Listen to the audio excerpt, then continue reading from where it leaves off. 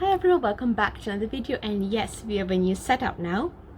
I'm finally on the floor with my phone propped up on a table now, which means my hands are free, the background's more aesthetic. I got my laptop propped up here, I've got like a notebook down here, so I am ready now to do these videos properly and get on with it. Just please pray for me that I don't take forever to finish a video, because previously what was stopping me was the fact that my arm was holding it, and then I would switch arms and my arms would get tired, and then I know, okay, I think it's time for the video to be over. But yeah, now that's not the problem. I'm on the floor, I am very hands-free and very liberated right now, which is very on theme with today's video, which is very interesting. But yes, today we're going to look at a topic which God has been speaking to me about on and off for about 2 years, specifically on the book of Exodus, and not in a way that people would expect God to. Most people may think, oh, maybe he's talking about the plagues or about the Red Sea crossing, and nope. God has been teaching me about the enemy strategy, the nature of bondage with the book of Exodus, to the point where every time I read the book of Exodus, it's literally so enlightening, because God shows me this is how the enemy thinks.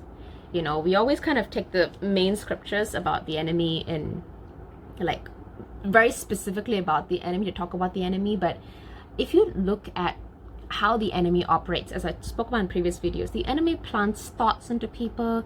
He works behind the scenes, you know, in a way as how God does, but God is a lot more obvious than the enemy. You know, he wants his ways to be known. God is not secretive. The enemy is, because guess what? We find out his secrets, we know how to stop him. So he tries his best to just kind of stay in the background and stay anonymous and just blame everything else and just throw it out there, that kind of thing. But if you look at how the villains of different stories of the Bible operate, you can see the enemy's mindset. Because guess what? It's not just sin in the people that are causing that. The enemy also plays a part in there, whether you like it or not, whether you believe it or not. The enemy does operate and try to influence people, and we see the enemy's influence heavily behind Pharaoh. And that's probably how the whole slavery thing came about, because that was why slavery started to begin with. Pharaoh got insecure, and that we'll come back to that in a moment, because that's very pertinent to the story. So let's just get into the word and I will explain to you properly. We're going to go into Exodus chapter 14 verses 1 to 9. Now I probably won't go through the entire chapter, but I do recommend you read the entire chapter, because it's a beautiful story. It is a beautiful description of how God essentially traps the enemy using his own trap. It's fascinating. And it also, I'm going to bring in Jesus in a bit, because yeah, you would think, what does this got to do with Jesus? Oh, it's got a lot to do with Jesus, and not in the way you think. I'm not talking about the water baptism of the Red Sea. I'm talking about something else. So let's get into it. I'm getting really excited now. Okay, Exodus chapter 14 verses 1 to 9. Now the Lord spoke to Moses, saying, speak to the children of Israel that they turn and camp before Pi-hahiroth, between Migdol and the sea, opposite Baal Zephon. You shall encamp before it by the sea. For Pharaoh will say of the children of Israel, they are bewildered by the land. The wilderness has closed them in. Then I will harden Pharaoh's heart, so that he will pursue them. And I will gain honor over Pharaoh and over all his army, that the Egyptians may know that I am the Lord. And they did so. Now it was told that the king of Egypt that the people had fled. And the heart of Pharaoh and his servants turned against the people. And they said, why have we done this, that we have let Israel go from serving us? So he made ready his chariot and took his people with him. Also, he took 600 choice chariots and all the chariots of Egypt, with captains over every one of them. And the Lord hardened the heart of Pharaoh, king of Egypt, and he pursued the children of Israel, and the children of Israel went out with boldness. So the Egyptians pursued them, all the horses and chariots of Pharaoh, his horsemen and his army, and overtook them camping by the sea, beside Pi-hahiroth, before Baal Zephon. Now, you probably have not heard people ever just stop there. Usually you would skip right to the Red Sea crossing, the whole Moses part, the sea part, and that's the sermon for today. But today, this is the focus. God likes to, I always ask God, make me preach and teach portions of the Bible that no one talks about or no one ever thinks about. I like doing that because we have enough sermons on the same topic all the time. You know what I mean? Okay, so we need to go through the sequence of events. God had set the people free from Pharaoh, or more like Pharaoh let them go because he finally had enough. Finally, he suffered a personal loss in all of the plagues, which Moses did warn him. You know, God did tell them, hey, you don't let them go, I'm gonna keep coming back. But guess what? The hardening happened and whatnot stuff. That's a whole separate video. Like, that's a whole separate thing. But yes, getting back to it. After Egypt, the people went from Sukkot and then they went to Etham. So these are like the little stations they went on the journey to the promised land and whatnot. So by the time they were at Etham, they were on the edge of the wilderness, the border of the desert. And by that time, they would have probably completed the 3-day journey that Moses came to tell Pharaoh, hey, you know, we want to go and worship. God wants us to worship him. Let us go worship, you know, and stuff like that. So at that time, in that place of Etham, they were at the edge, right? They were at the cusp of the promised land, if you think about it, you know, just because all they have to do is just march by the head of the sea into the desert. Like, literally, it's not a big deal. They can get to where they're going. This is the right direction. This is the obvious direction. They're going towards the land God has promised them to possess. And guess what? Even if the enemy comes, which we later know he will, sand, chariots, don't think it's a good match. They're going to be struggling a bit, and the people already have a few days advantage, so it's going to be tough. But guess what? God told them to turn. And when he says turn, he didn't mean, oh, just turn a little bit to the right and go straight on the path. No, he meant turn and go back to Egyptian territory. So basically, they were turning their backs on the land that they were supposed to possess, the land they were supposed to go, and they went in the opposite direction. And you're like, wait, you know that saying, you know, we go like what, 1 step forward, 2 steps back. That's literally in a sense what happened. Like, wait a minute, but there's a reason. That's the funniest part. If you look at verse 3, for Pharaoh will say of the children of Israel, they are bewildered by the land, the wilderness has closed them in. The Pharaoh thinks they're trapped.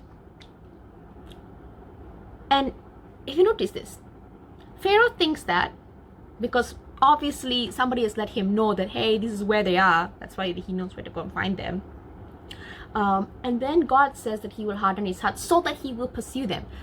So basically, God, I want you to hear me very loud and clear. God engineered the circumstances to allow the people of Israel to be trapped, for the enemy, Pharaoh, to know that they are trapped, so that Pharaoh will have an incentive, the enemy will have an incentive to go after them. This is very hard because you'll be thinking, no, no weapon formed against me shall prosper. Woo. But guess what? You think that means the enemy's weapons won't touch you. That is not what I'm saying. I am saying, because the word prosper does not mean end, you know? How do you know when a weapon has prospered? When it's fulfilled its purpose. That's how you know you've succeeded, is when you've done what you wanted to do. Guess what? If you do something and you get an unexpected result, yeah, it's good, but it's not what you wanted. You know what I mean? So here, God allows the weapon to be formed. He even allowed the weapons to be thrown. He may even allow the weapons to hit you. But the weapon will not prosper, meaning the enemy's plan, the enemy's purposes will not come to pass. God's purposes are always higher than the enemy's purpose. That's why we trust in this God. Whatever the enemy can throw at us, when we believe in God, when we focus our attention, when we submit to him, we can trust that, enemy, you can throw whatever you want at me, you know, but guess what? I have a God who turns everything for my good. Why do you think God can say that? God can say that because it's true. He really can. And the joke is, in this situation, God has actually brought the Israelites into a corner, because literally that's what, you know, the place was. The sea was in front of them. You can't run into the sea and escape.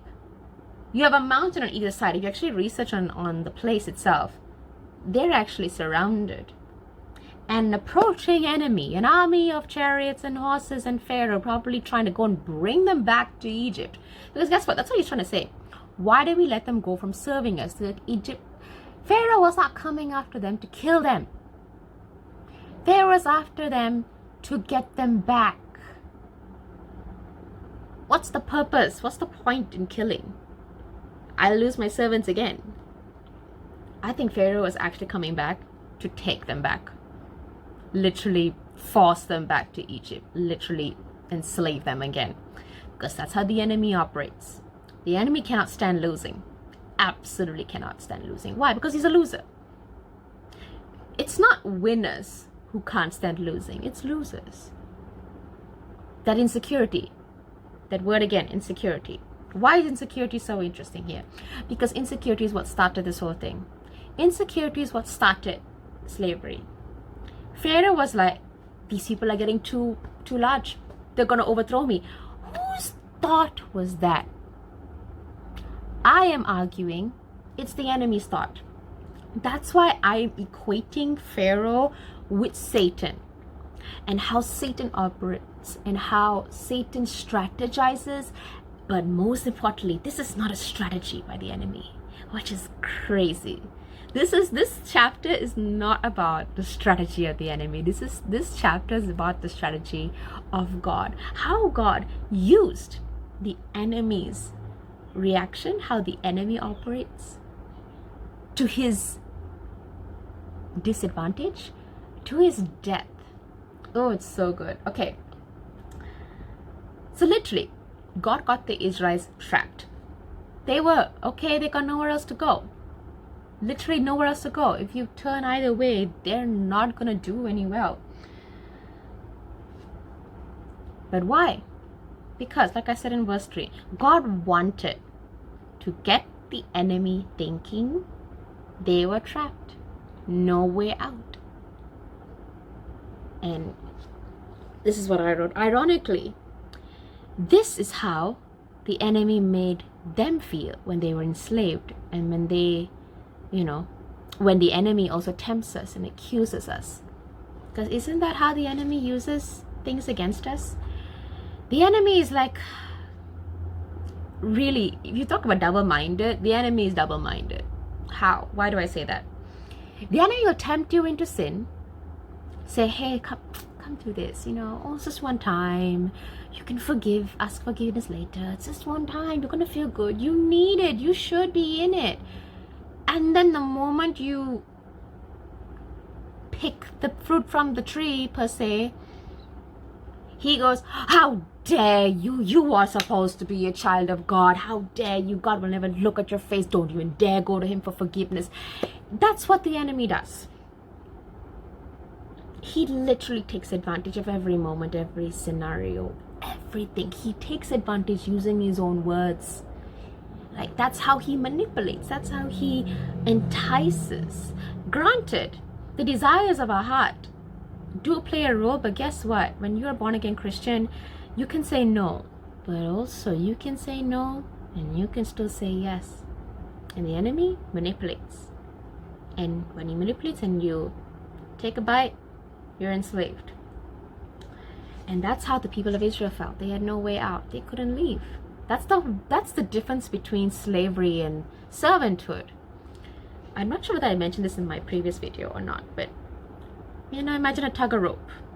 You have a master on one side and the servant or slave on the other side.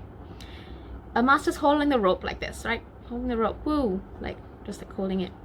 And you're pulling and pulling and pulling. If you are a slave, you're not holding the rope. You're tied up by the rope. So enemy pulls, you go here. Enemy pulls there, you go there. The master's got all the control. That's what makes you a slave. If you're a servant, you are holding the rope with the master and you're working side by side. And guess what? If the servant does not like what the master is doing or saying, doesn't agree, he can just say, I quit, bye-bye. Drop the rope and leave. Slave can't, because you're tied up. You can't leave no matter what. And it's so ironic that this is how the enemy thinks. I want them trapped. I want them to think there's no way out. But what did God do? God set a trap for the enemy instead. What the enemy thought was a trap for the people, God was like, no boy, I'm trapping you. And I'm not just trapping. I'm annihilating you. I'm handling your influence. Oh, it's so gospelic. It's so cool. Okay. How did he set a trap for the enemy? He hardened Pharaoh's heart, allowing him to follow the turn of his own heart. His heart turned when he was told that, oh my gosh, the people have gone. I like how he just forgot. He just forgot why he let them go. Your son died. Like at the hand of the Lord. Your son literally died. What makes you think that you stand a chance? It's amazing. And it's because of this insecurity, this hardening, this I need to overcome, I need to be right, I need to enslave, I need this power, I cannot lose. That is the enemy's reaction. You know what I call it? Desperation. The enemy is desperate. That was the first thing I received when I actually read through this on my own, before I went into it from the top of the scripture, was that, how do I know he's desperate? Look at this. Why have we done this? Why have we let Israel go from serving us? So he made ready his chariot and took his people with him. So you're telling me, you see, Pharaoh didn't exactly have a strategy here. All he thought was, let's get everybody, all of your best chariots, all of my captains, we're going straight and going after them. He had no forethought. He did not think this through. The enemy is cunning, the enemy is smart, but guess what? He's only smart up to the level that God allows him to. He can't hear God's thoughts. He doesn't know how God operates. He does not know. God's ways and thoughts are a lot higher. And guess what? God doesn't let anybody simply know what he does and why he does it. And here we have this beautiful advantage of looking at a vantage point, how God works here. And guess what? He pursued them out of desperation and insecurity, and that is never going to end well. If the enemy knew better and thought better, he would have realized that, you are overplaying your hand. Which means when you overplay your hand, you are bound to make a mistake. And in his case, it was a mistake of underestimating who set these people free. These people didn't just walk out because they could. If he realized the situation, if he realized what had happened with the plagues, if he realized what happened to him personally, he would realize these people have a crazy God who would protect them. Our gods didn't even stand a chance of what.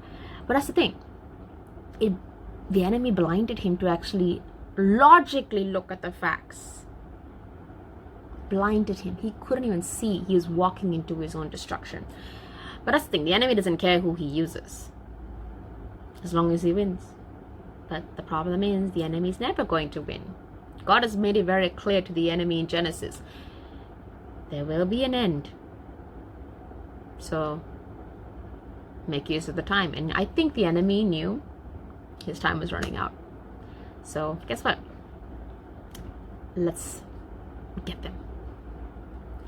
So basically the Egyptians pursued them. All the horses and chariots of Pharaoh, horsemen overtook them and whatnot. So that's the crazy thing. So I'm probably going to stop there, only because that's the story I'm trying to tell you, is that look at the people's reaction too. Okay, I guess I'm not done. Let's continue. Okay, let's go to verse 10. I thought I was done, and I realized, no, I forgot something. Oops. Thank you, Holy Spirit. Okay, so verse 10. And when Pharaoh drew near, so this is after they decided, okay, let's go get the people. When Pharaoh drew near, the children of Israel lifted their eyes, and behold, the Egyptians marched after them. They were camping, chilling out, and they look up and they're like, we see them. So they were very afraid, and the children of Israel cried out to the Lord. This is good. Okay, now if the Israelites had just stopped here, it would have been real good. Golden. I would have been like, good job, Israelites. You learned. You really trusted the Lord. And amen. Amazing. Amazing. Cute. Okay. Then they had to go and do verse 11 and 12. Then they said to Moses, the leader that God chose to bring them out, who literally did what no man could do. Because there were no graves in Egypt, have you taken us away to die in the wilderness? Why have you so dealt with us to bring us up out of Egypt? Is this not the word that we told you in Egypt, saying, let us alone that we may serve the Egyptians? For it would have been better for us to serve the Egyptians than that we should die in the wilderness. Wait a minute. We talked about Pharaoh forgetting what he went through. That's one aspect. The people forgot what they went through too. Another strategy of the enemy, and this is how indoctrinated he had made of them, when they were enslaved. This is how the enemy operates through bondage. He makes leaving a lot worse than staying. So it's very similar to abuse situations, that it's almost better for you to stay in that abusive situation than to experience liberty. Why? You have to realize these people have been under slavery for years. This is not just 1-2 months. It's not just, I've tasted freedom and I'm tasting this. We can't do this. No. These people were born into it. They were probably children born into slavery. They never known anything that it wasn't slavery. That was their life. That was part of their system. Their routines adjusted to the slavery, to the abuse. Their minds were structured to fear. Their mind was structured to, submit to us or die. And guess what? Submission was better than death. Leave us so that we may serve the Egyptians. They wanted to serve their abusers, their slave masters. It's, in a way, it's kind of like a Stockholm syndrome, You fall in love with your kidnapper. This part breaks my heart because it just shows why slavery is so bad, why bondage is so bad, and why we must have compassion, but at the same time we need to be very clear on something. This is the enemy's doing. The enemy started this. These people were helpless. They were born into this situation. They didn't know how to get out. When slavery is all that you've known, how else do you live? What is a life outside of this? The fear of the unknown cripples so many people. The fear of the new. You would rather go to what is familiar, even if it's abusive, than go into something new and something you don't know how to deal with. I feel like I'm touching on a lot of psychology points and very real life scenarios and situations. So I'm really sorry if this is triggering to some of you maybe who have maybe gone through situations like this. I personally have gone through situations like this. And this is why if you grew up with a difficult background, a difficult situation, you tend to subconsciously replicate it in your life. Even if you, after you've left a situation, you tend to replicate it. Why? It's what you've known. You learned these systems, you learned these coping mechanisms. These people learned to justify or console themselves saying, it's better than dying. It's better than dying. I don't want to die. I'd rather serve and suffer than die. But this is the enemy's lie. This is the enemy's lie. You know, if you don't do this, you will die. And that's why when Jesus conquered death, that's why it is such a big deal, because the fear of death is crazy. Bondage, ironically, bondage leads to death, and yet the enemy will also convince you that bondage is better than dying. Crazy, right? It's like a double-edged sword, literally. It's like, if you don't do this, you'll die, but if you do this, you definitely will die eventually. So it's better for you to die eventually than now. What? It makes no sense, right? Logically, just logically. Don't even bring in God right now. Logically doesn't make sense. But that's the reality of sin. That's why it is so important. The gospel. What the gospel has done for us. What Christ has done for us. This is what he died to save us from. Slavery. He wanted us to set us free from anything that captives us. Anything that tells us you either do this or you die. But if you do this, you will eventually die. So, lose. You never win. Like, you may think you're winning for now. No, there's no such thing in the kingdom. There is no win for now. It's either you win or you lose. In the long run, that's it. But God, in his mercy and in his greatness, he knew the people. He knew the weakness that he was seeing in these people. He knew that. He knew what the people went through was tough. This is trauma. I don't know why nobody ever speaks about this, but I think the Israelites were very, very traumatized. The Israelites need therapy right now. They need therapy. You talk about deliverance, they need therapy. They need trauma management, because this is horrific. Can you imagine going from one day, waking up every day, going through slavery and hard labor and unfair people, and maybe your family members dying at the hands of the slave masters, and then the next moment you're seeing God come in with plagues and you're safe, and next thing you know you're free, and then next thing you know you turn around and you're seeing this threat come behind you. The enemy does not like to lose, right? He also threatens you like this: if you leave, I will come after you. If you escape, I will come after you. And that is scary. So you'd rather stay. So it's very similar to an abusive relationship. Really, I never noticed it till like right now, and I'm saying it out loud. You know, either you do what I say or you die. But if you do what I say, eventually you will die. And if you try to leave, I will come and kill you. Or I will come and bring you back to a situation where, again, the cycle goes on and on and on.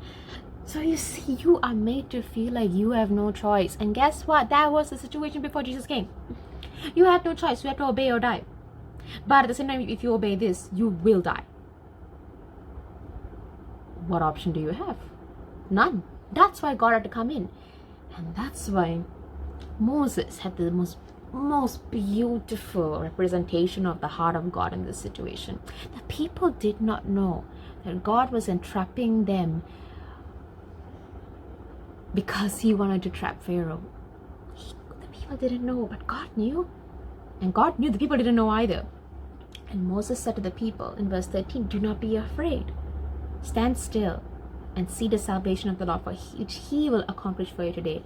For the Egyptians that you see today, you will see again no more forever. The Lord will fight for you, and you shall hold your peace. You know, it's wild. Because this is what God was saying.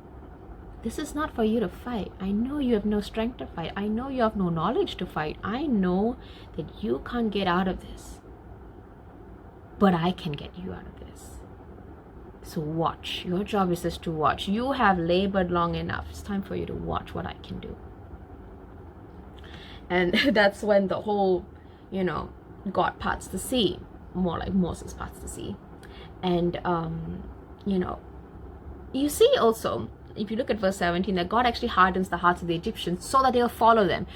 Because logically, guess what, guys? If I am chasing after someone, and then I see a sea, and I'm like, haha, they're trapped, and then I see the sea just part open, my first reaction is not to go chase after them. My first reaction is to stop, be like, boys, wait a minute. Whoa. Maybe we should turn around. Maybe, going after this God, not a good idea. Going against this God, not a good idea. No. But that's the thing. He hardened that and let them follow them. Crazy. And again, he says the same thing. So the Egyptians will know that I am Lord. I will gain honor over the enemy. And then eventually the people do go into the waters. And then we all know the story. The Egyptians were all wiped out. Absolutely wiped them out. And that's it. If you look even at verse 24, God did more than just that. He literally messed up the Egyptian clan too. Took off their chariot wheels so that they couldn't drive properly. And the Egyptians wanted to even run. Like, this is what they said. Let us flee from the face of Israel, for the Lord fights for them against the Egyptians. And the moment they said that, let us flee, because guess what? The enemy flees. What are we taught in scripture? Submit to God. Resist the devil and he will flee, right? And God's like, I'm not letting you flee. I'm ending your reign right here. I'm ending your cycle right here. And that's when he said, close it up, boy. And none of them remained. The children of Israel walked on dry land. Not a drop of water touched them. They came out dry. And they came out free. And not just that, so the Lord saved Israel that day out of the hand of the Egyptians. And Israel saw the Egyptians dead on the seashore. Thus Israel saw the great work which the Lord had done in Egypt. So the people feared the Lord and believed the Lord and his servant Moses. No matter what chapter in the Old Testament I think you go through, this story always comes back. You will always hear the story about how God delivered the people out of Egypt, because it's such a precursor to what God did with Jesus. I talked about God entrapping the enemy, right? That's exactly what God did with Jesus. The enemy thought killing Jesus was the best idea ever. God was very secretive. More like Jesus was very secretive. He didn't want to tell anybody that he was a Messiah ahead of time. The enemy instigated the Pharisees, instigated people, plotting behind the scenes, getting to kill him. In the end, Judas, sold him out, all that stuff. But here's the thing. Why did he do that? The enemy thought killing Jesus was the way to go. He did not know the full plan. That's why God kept quiet. That's why God keeps things a mystery. He does not need everybody to know his plans, and so do we. We need to learn how to keep our mouth shut sometimes. We don't need to tell everything what God says. We don't need to reveal anything unless it needs to be revealed. There is a time and a place, and also there is a purpose, a bigger purpose in play. And we see this story was a foretaste, a shadow to what God would do with the enemy from the sacrifice of Jesus. Because guess what? God trapped the enemy. God trapped sin. I always love looking at this way. Jesus became sin, so we could become his righteousness. And that's the thing. He trapped sin in him. He trapped sin's power. He trapped death. He trapped the enemy, all in him. The enemy thought he was doing the world a favor, or more like himself a favor. He thought that he was fulfilling his plan by crucifying him. But in the end, he was made the public spectacle.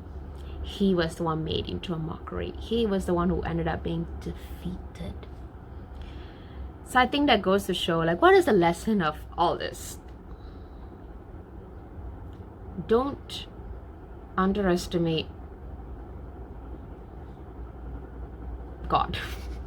Don't underestimate the strategy of God. God is like a commander, a genius commander. I feel like one of his attributes should be genius, because God is genius. Because I wouldn't have thought about this, at all. But God knows. He lives out of time.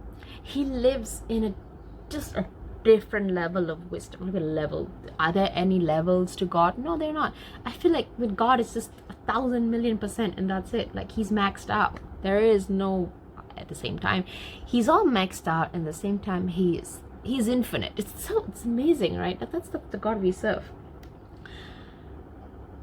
We are worshiping a powerful God, and we are worshiping a God that is bigger over the enemy. So I think, if anything, this is probably to teach you as well about the nature of bondage, the nature of how the enemy operates, how the enemy thinks. But also more important is that God is bigger than our enemy.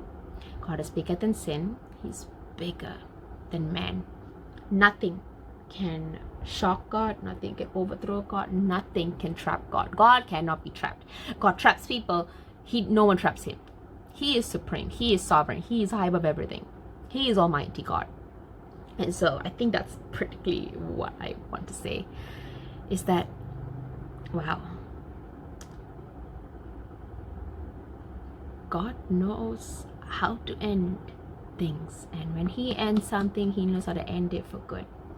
So I think it's literally about learning about the character of God, the mindset of God, what God desires, what God's standards are, and how much he values freedom and liberty and worship. And I mean, if you said that these people are under me, these people are mine, when God says that, he means it, and he doesn't just mean it, he proves it. Our God is not silent. Our God is very, very clear of his loyalty and his allegiance, and with his faithfulness. He's very clear when he says, I am the God of Israel and I will prove it.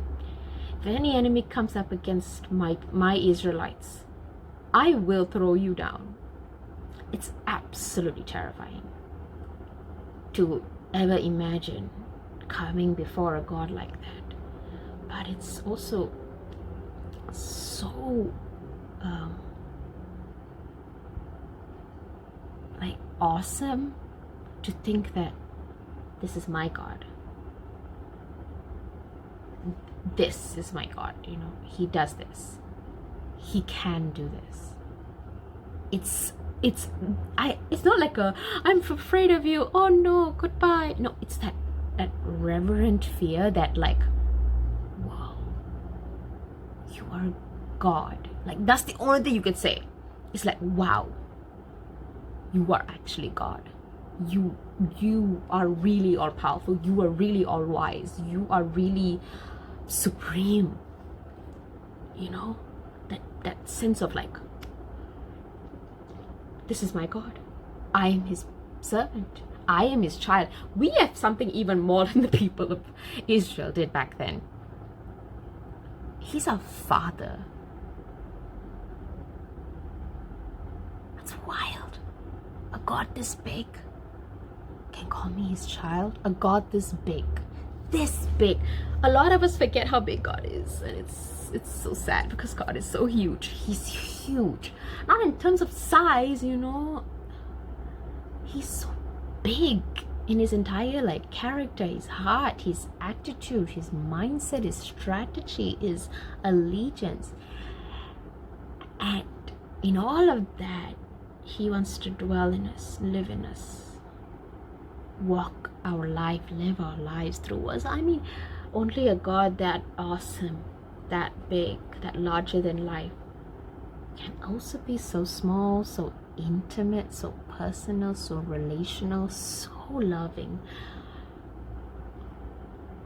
I'm just sitting here like, whoa, this is the God we serve. So I really hope this teaching, I guess it's a teaching, I don't know, whatever word it is, encourages you, because it did to me. And I love this Exodus story, because I think it teaches us a lot about how the enemy operates, how sin operates, how the enemy uses sin against us to keep us stuck in a cycle, But also, I think this is also showing us how God is bigger than all of that, and God can break all of that. No matter what the enemy can do, God can do a lot more. And He's a lot more, it's 10 times more effective than whatever little thing the enemy does. Or more like the opposite, if you think about it. The enemy can do so much, he can overcompensate. That's basically what he did in the end. And all God had to do was turn. And that's all.